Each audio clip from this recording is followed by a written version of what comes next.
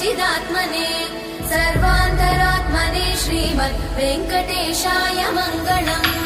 स्वतः सर्वविदे सर्वशक्तये सर्वशेषिने सुलभाय सुशीलाय वेङ्कटेशाय मङ्गलम्।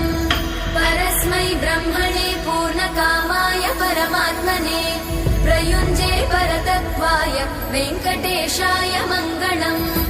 आकालतत्त्वमशान्तमात्मनामनुपश्यताम् अतृप्त्यमृतरूपाय वेङ्कटेशाय मङ्गलम्।